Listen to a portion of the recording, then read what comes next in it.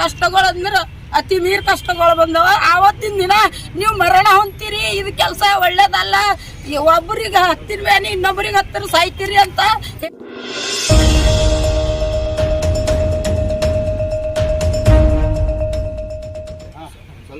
Real report 4 news में आपका स्वागत है।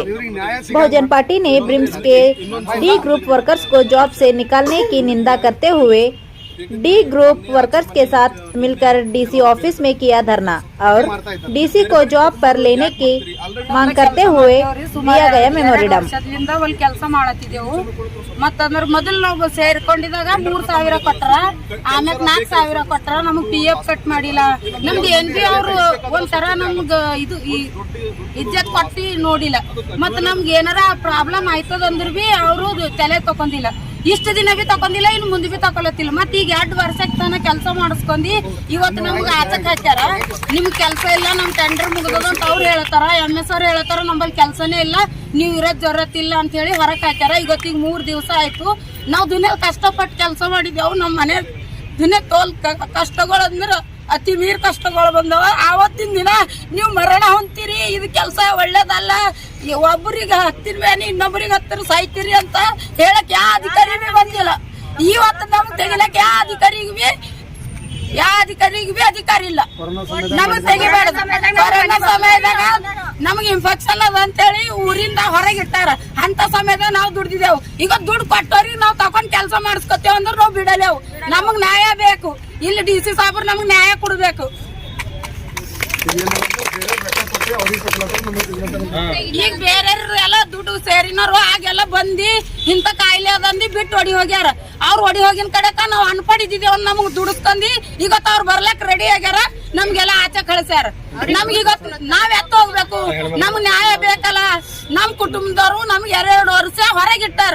ನಮಗ್ ಮಾತಾಡಿಲ್ಲ. ನಾವ್ ಹೋಗ್ಲತ್ತರ ಎಲ್ಲರೂ ಬಾಗಿಲು ಮುಚ್ಕೊಂಡಾರ. ಅಷ್ಟು ಅವಮಾನ ಆಗ್ಬಿ ನಾವ್ ಇಲ್ಲಿ ದುಡ್ದಿದ್ದೇವು. ಒಂದ್ ಸಮಯದಾಗ ನಮ್ಗೆ ಊಟ ಸಿಗಲ್ಲೋದ್ರ ಭಿಕ್ಷುಕರಪ್ಲೆ ಊಟ ಬಂದ್ರೆ ತಕೊಂಡ್ ತಿಂದಿ ಸಮಾಜ ಸೇವಕ ಅಂತೇಳಿ ಗೌರ್ಮೆಂಟ್ ಹಾಸ್ಪಿಟಲ್ ಸೇವೆ ನಾವ್ ಮಾಡಿದೆವು.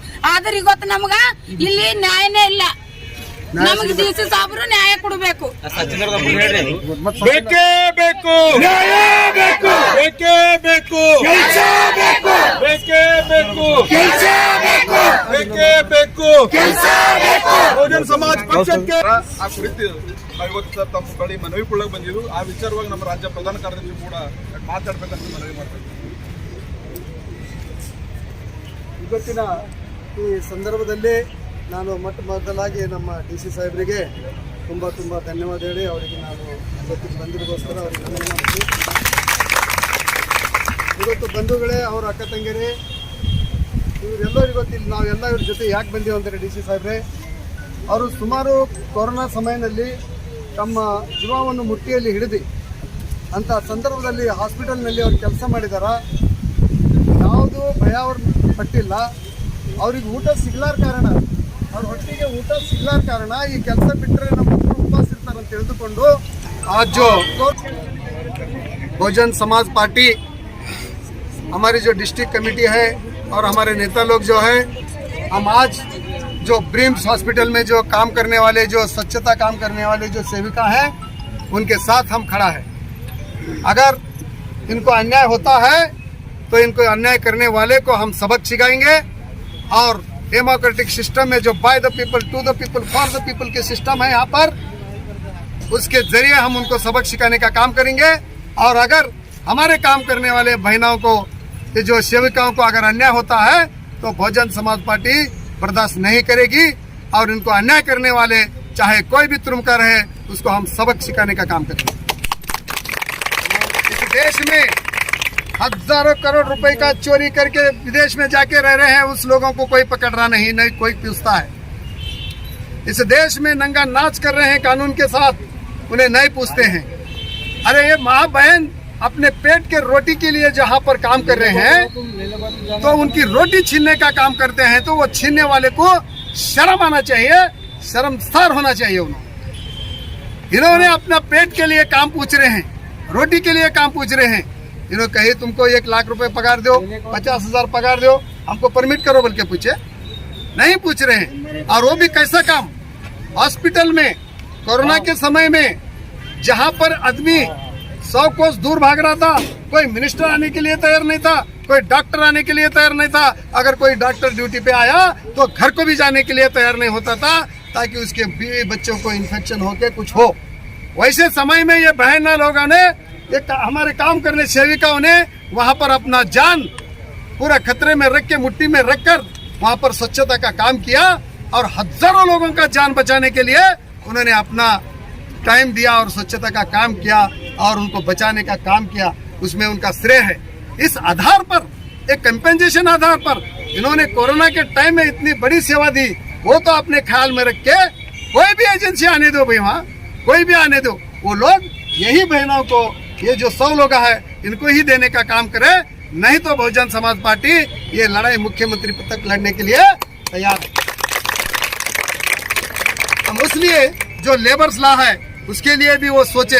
हम डीसी साहब को अभी रिक्वेस्ट करे हैं, साहब ये लोग कोरोना में भी अपनी जान खतरे में रखकर सेवा करे हैं और इसमें 5 महिलाओं का, बहनों का जो हस्बैंड है, 5 बहनों के हस्बैंड इन्फेक्शन होकर उन्होंने भी जान दे चुके हैं।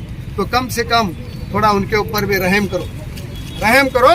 उनको काम से हटाने का काम कर रहे हैं। हमारे पास काम नहीं है बढ़ रहे, तो जो मेडिकल सुपरिटेंडेंट है और जो ब्रिम के जो कंसल्ट जो ऑफिसर्स हैं और डीसी साहब को मैं रिक्वेस्ट करता हूं कि ये सेवा करने वाले माँ बहनों को आप न्याय दिलाएंगे और न्याय देके इसको तुम शांत करेंगे। मैं इतनी मेरी आशा करता हूं। अगर इनको न्याय नहीं मिलता है तो हम इसे बड़े पैमाने पे लड़ेंगे और हमारे कर्नाटक स्टेट के जो इंचार्ज मानचंद्र मुनियप्पा साहब है उनको हम बुलाएंगे, हमारे राज्य अध्यक्ष को बुलाएंगे और डीसी के साथ हम मीटिंग करेंगे। और ये जो भी स्कैंडल है, जो भी ये माफिया चल रहा है, लेबर माफिया चल रहा है, इनके पैसे खाने का काम चल रहा है, इसको हम भांडाफोड़ करेंगे और उनको सलाखों के पीछे पहुंचाने का काम हम करेंगे। इतना कहते हुए मेरे से समाप्त करता हूँ। जय भीम, जय भारत, जय कांग्रेस।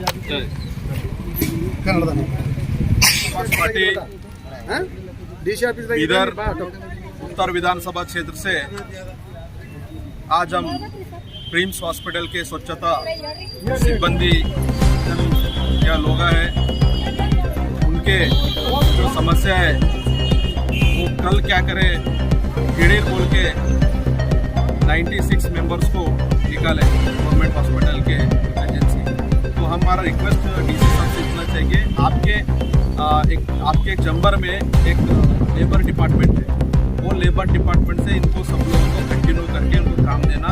ये स्वच्छता सिब्बंदी जो है हमारे देश के प्रधानमंत्री बोलते हैं स्वच्छता सिब्बंदी को, ये देश सफाई साफ करने वाले लोग हैं, इनको हम अच्छी तरीके से मान सम्मान दे के हम काम करना चाहिए। तो देश का प्रधानमंत्री ये बोलते हैं, मगर इधर का डीसी साहब क्या बोलते बोल के हम यहाँ पे उनका रिक्वेस्ट लेटर लेके यहाँ पे आ चुके हैं। और कल क्या करे हमारे मेडिकल सुपरिटेंडेंट को काम नहीं है बोल के काम से हटा दिए, इसको खंडन करके हम इधर डीसी साहब को एक लेटर दिए है। इनको इमीडिएट कंटिन्यू करना, इनको जो काम से निकाले हैं ना इनको कंटिन्यू करना और इनको परमानेंट एम्प्लॉयमेंट देना। और इनको कौन सा भी एजेंसी में ला के काम करे तो नहीं चलता, इनको जब तक परमानेंट एम्प्लॉयमेंट नहीं देते तब तक हमारा बहुजन समाज पार्टी का मूवमेंट आगे चलता रहता बोल बोलना चाहते ಬಹುಜನ್ ಸಮಾಜ ಪಕ್ಷದ ವತಿಯಿಂದ ಬೀದರ್ ನಗರದಲ್ಲಿ ಸರ್ಕಾರಿ ಆಸ್ಪತ್ರೆಯಲ್ಲಿ ಏನು ಸೇವೆ ಸಲ್ಲಿಸ್ತಾ ಇದ್ದಾರೆ, ಏಜೆನ್ಸಿ ಮುಖಾಂತರ ಸ್ವಚ್ಛತಾ ಸಿಬ್ಬಂದಿಗಳು ಸುಮಾರು 2 ವರ್ಷಗಳಿಂದ ಸತತವಾಗಿ ನಮ್ಮ ಸಂಸಾರದ ಒಂದು ಬದಿವಟ್ಟಿ, ಮಕ್ಕಳ ಒಂದು ಕಡಿಟ್ಟಿ, ನನ್ನ ಫ್ಯಾಮಿಲಿ ಒಂದು ಕಡಿಟ್ಟಿ ಇವತ್ತು ಹಗಲಿರುಳು ದುಡಿತಕ್ಕಂಥ ಈ ಸ್ವಚ್ಛತಾ ತಾಯಂದಿರು ಇವತ್ತ ಬೀದಿ ಪಾಲಾಗಿರ್ತಕ್ಕಂಥ ಒಂದು ಸಂದರ್ಭ ಬಂದಿದೆ. ಯಾಕಂತಂದ್ರೆ ಈ ಏಜೆನ್ಸಿ ಮುಖಾಂತರ ತಗೊಂಡಿರ್ತಕ್ಕಂಥ ಏಜೆನ್ಸಿಗಳು ಹಾಗೂ ಸಂಬಂಧಪಟ್ಟಂತ ಅಧಿಕಾರಿಗಳು, ಡೈರೆಕ್ಟರ್ ಹಾಗೂ MS ಅವರು ಈ ಒಂದು ಜವಾಬ್ದಾರಿಯನ್ನು ಹೊತ್ಕೊಳ್ತಾರೆ. ಯಾಕಂತಂದ್ರೆ 2 ವರ್ಷಗಳ ಕಾಲ ಸೇವೆಯನ್ನು ಸಲ್ಲಿಸಿರ್ತಕ್ಕಂಥ ಈ ವ್ಯಕ್ತಿಗಳಿಗೆ ಇವತ್ತು ದಿಢೀರನ್ನ ತೆಗೆದುಹಾಕಿ ಇವತ್ತು ಸೇವೆಯನ್ನ ಇಲ್ಲ ಅಂತ ಹೇಳ್ತಾರೆ. ಯಾಕಂತಂದ್ರೆ ನಮ್ಮ ಏಜೆನ್ಸಿ ಖತಮ್ ಆಗಿದೆ ಅಂತ ಹೇಳ್ತಾರೆ, ರಿನ್ಯೂವಲ್ ಕೂಡ ಆಗಿದೆ, 4 ತಿಂಗಳು ಆಗಿದೆ ಅಂತ ಹೇಳ್ತಾರೆ. ಆದರೆ ಇಲ್ಲಿವರೆಗೆ ಅವರಿಗೆ PF ಹಣವನ್ನು ಕೊಟ್ಟಿಲ್ಲ. 2 ವರ್ಷ ಆಯ್ತು ಕೆಲಸ ಮಾಡ್ತಾ ಇದ್ದಾರೆ, ಅವರಿಗೆ PF ಹಣವನ್ನು ಕೊಟ್ಟಿಲ್ಲ. ಅದಲ್ಲದೆ ಇವರಿಗೆ ಮೊದಲೇ 4,000 ಕೊಡ್ತಾರೆ, 5,000 ಕೊಡ್ತಾರೆ, 6,000 ಕೊಡ್ತಾರೆ. ಇವರಿಗೆ ಲೇಬರ್ ಆಕ್ಟ್ ಪ್ರಕಾರ 16,000 ಕೊಡ್ಬೇಕಂತ ರೂಲ್ ಇದೆ. ಆದ್ರೆ ಅವರಿಗೆ 4,000 5,000 ಕೊಟ್ಟು ಇಲ್ಲಿ ತನಕ ಇವಾಗ 8,000 ತನಕ ಬಂದಿದ್ದಾರೆ. ಆದ್ರೆ ಇನ್ನ ಉಳಿದ ದುಡ್ಡು ಹತ್ತೋಯ್ತು ಅಂತ ನಾವು ಕೇಳ್ತಾ ಇದ್ದೇವೆ.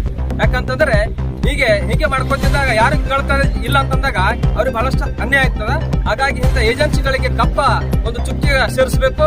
ಅಲ್ದೇನೆ ಈ ಬರ್ತಕ್ಕಂಥ ಈಗೊಂದು ಏನು ಏಜೆನ್ಸಿ ಇದೆಯಲ್ಲ, ಈಗ ಮತ್ತೆ ರಿನಿವಲ್ ಕ್ಯಾನ್ಸಲ್ ಮಾಡಬೇಕು. ಜಿಲ್ಲಾಧಿಕಾರಿಯಲ್ಲಿ ಒಂದು ಆಫೀಸ್ ಇದೆ, ಕಾರ್ಮಿಕ ಇಲಾಖೆ ವತಿಯಿಂದ ಅವರಿಗೆ ಸಂಬಂಧಪಟ್ಟ ಎಲ್ಲ ಒಂದು ಡಿಪಾರ್ಟ್ಮೆಂಟ್ ನಲ್ಲಿ ಸೆಲೆಕ್ಷನ್ ಮಾಡ್ಕೋತಾರೆ.